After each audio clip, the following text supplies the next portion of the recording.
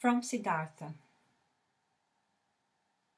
Siddhartha entered the chamber where his father was sitting on a mat of bast, and stepped behind his father and remained standing there until his father felt that someone was standing behind him. Quoth the Brahman, "Is that you, Siddhartha? Then say what you came to say." Quoth Siddhartha, "With your permission, my father, I came to tell you that it is my longing to leave your house tomorrow and go to the ascetics. My desire is to become a samana. May my father not oppose this." The Brahman fell silent and remained silent for so long that the stars in the small window wandered and changed their relative positions ere the silence was broken. Silent and motionless stood the son with his arms folded. Silent and motionless sat the father on the mat, and the stars traced their paths in the sky. Then spoke the father. "Not proper it is for a Brahman to speak harsh and angry words, but indignation is in my heart. I wish not to hear this request for a second time from your mouth." Slowly the Brahman rose. Siddhartha stood silently, his arms folded. "What are you waiting for?" asked the father. Quoth Siddhartha, "You know what." Indignant, the father left the chamber. Indignant, he went to his bed and lay down. After an hour, since no sleep had come over his eyes, the Brahman stood up, paced to and fro, and left the house. Through the small window of the chamber he looked back inside, and there he saw Siddhartha standing, his arms folded, not moving from his spot.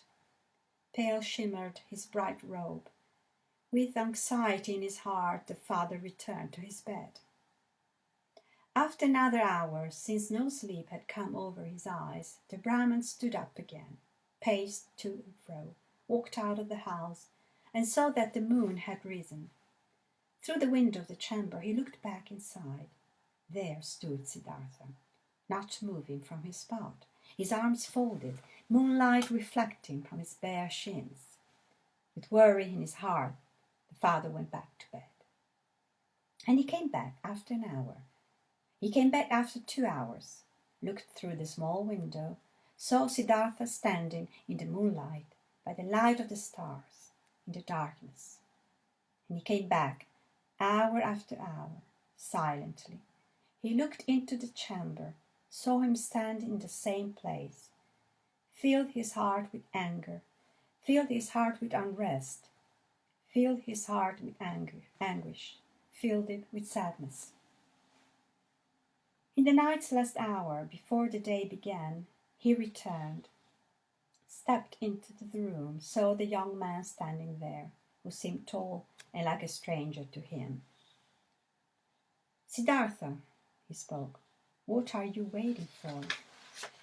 "You know what?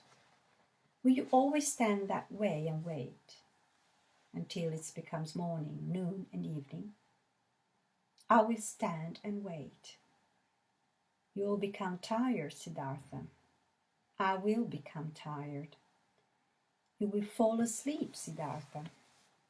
"I will not fall asleep." "You will die, Siddhartha." "I will die." "And would you rather die than obey your father?" Siddhartha has always obeyed his father. "So will you abandon your plan?" Siddhartha will do what his father will tell him to do. The first light of day shone into the room. The Brahman saw that Siddhartha was trembling softly in his knees. In Siddhartha's face he saw no trembling. His eyes were fixed on a distant spot. Then his father realized that even now Siddhartha no longer dwelt with him in his home, that he had already left him.